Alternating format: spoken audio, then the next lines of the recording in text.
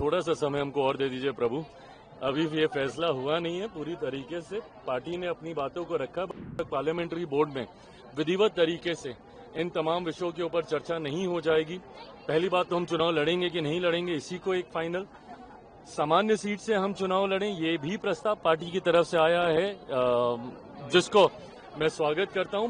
But ये तमाम फैसले मुझे लगता है अंतोगत्वा पार्लियामेंट्री बोर्ड की बैठक के बाद ही होंगे। ये लोग ना सिर्फ बहाने ढूंढते हैं कि कैसे अपनी हार के ऊपर लीपापोती की जा सके। इसको एक विधिवत शुरुआत मान ले, शंखनाद मान ले। विधानसभा चुनाव को लेकर आने वाले दिनों में पार्टी लगभग 7-8 और ऐसे कार्यक्रम आयोजित करेगी। इसकी सोच 4-5 जिलों का एक समूह बनाकर उस जिले में संगठन के माध्यम से एक बड़ी सभा करना है।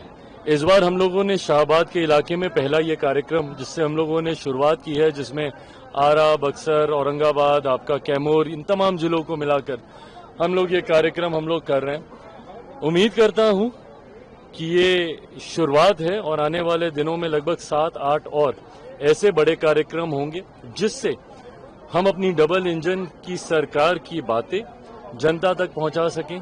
बिहार फर्स्ट, बिहारी फर्स्ट की सोच को हम लोग जनता तक पहुंचा सकें, ताकि 2025 बिहार विधानसभा चुनाव परिणाम में जो जीत एनडीए गठबंधन को मिलने जा रही है, उस जीत के मार्जिन को हम लोग और बड़ा कर सकें।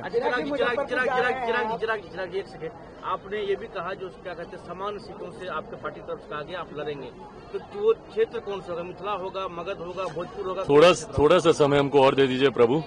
अभी ये फैसला हुआ नहीं है पूरी तरीके से। पार्टी ने अपनी बातों को रखा। बट जब तक पार्लियामेंट्री बोर्ड में विधिवत तरीके से इन तमाम विषयों के ऊपर चर्चा नहीं हो जाएगी, पहली बात तो हम चुनाव लड़ेंगे कि नहीं लड़ेंगे, इसी को एक फाइनल।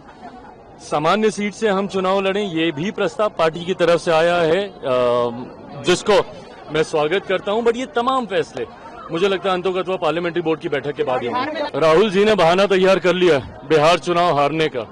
दिक्कत यही है इनमें, ये लोग ना सिर्फ बहाने ढूंढते हैं कि कैसे अपनी हार के ऊपर लीपापोती की जा सके। कभी आत्ममंथन चिंतन नहीं करेंगे।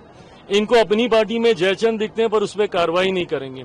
इनको सिस्टम में दोष दिखता है बट जब खुद सत्ता में होते हैं तब कार्रवाई नहीं करते। हर कॉन्स्टिट्यूशनल पोस्ट के ऊपर ये सवाल उठाएंगे पर ये भूल जाते हैं कि सीबीआई को पहली बार तोता जब कहा गया था तो उस वक्त यूपीए की ही सरकार थी, इन्हीं के नेतृत्व वाली सरकार थी। आज इनको हर सिस्टम इनको गलत दिखता है। पहले बहाना क्या होता था? EVM EVM EVM. अब हो गया डन एंड डस्टेड। अब नया बहाना क्या ढूंढना है, जो महाराष्ट्र से इन्होंने शुरू किया कि भाई नए वोटर जोड़ लेते हैं, ये कर लेते हैं, वो कर लेते हैं। कब तक आप बहाने ढूंढिएगा?